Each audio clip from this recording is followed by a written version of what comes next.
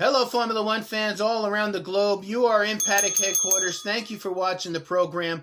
I have a lot of news to share with you today about Formula One. The Liberty Media conference call was today. Liberty Media being the parent company of Formula One. Greg Maffei is the CEO of Liberty Media. Stefano Domenicali is the CEO and president of Formula One. Let me just give you a couple bits of news that came out today. So the first one, you may or may not know this, Formula One is opening up these arcades. They have one open in London. The next one is going to open up in November in Birmingham. And then the third one is going to open up in Boston, here in the United States, in December.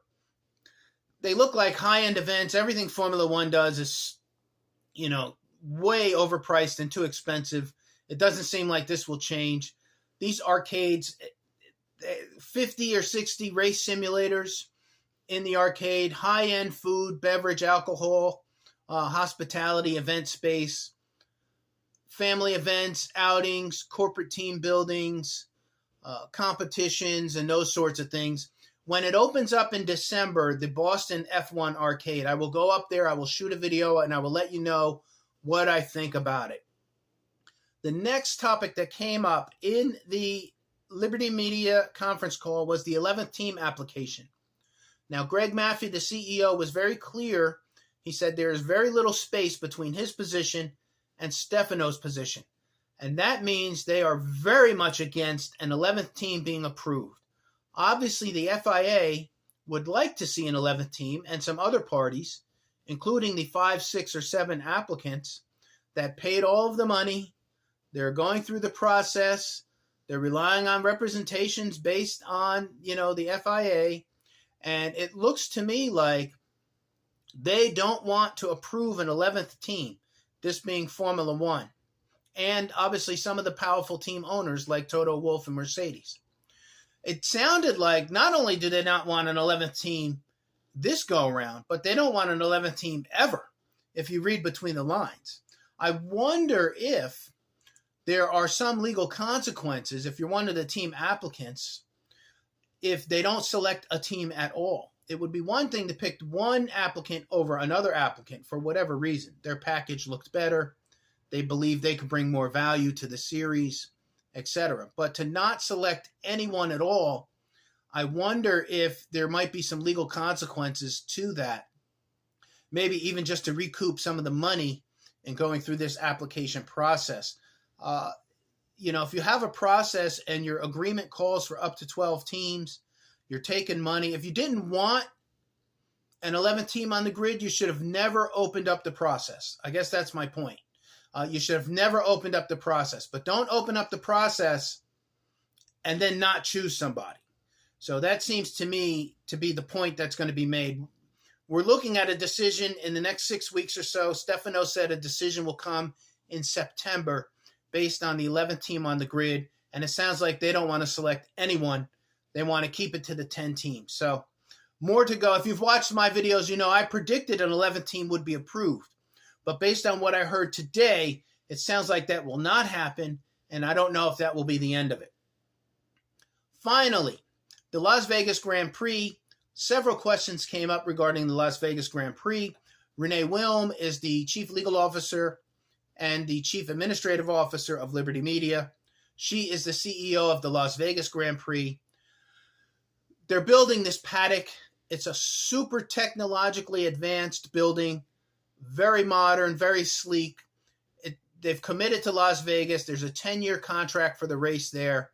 This building is going to be incredible. They're clearly looking at year-round events, Super Bowl parties, watch parties, conferences, etc.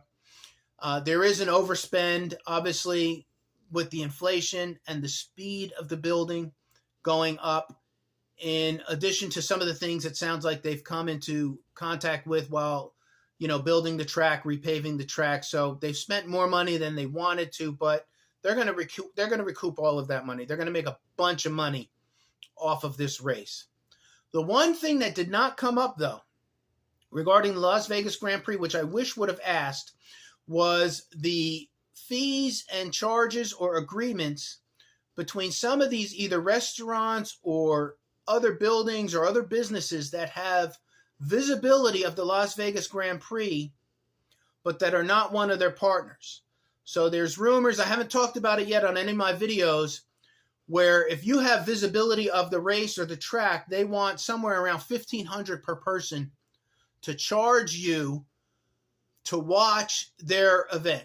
Now, if they didn't get the money, none of this is official. This is why I wish the question would have been asked, because I would have liked to know if whatever the discussions were, how far along they were with this. But if they didn't pay up the money, Formula One would take efforts to block their visibility of the track or their portion of the track, such as barriers or using lighting shined away from the track so you couldn't see.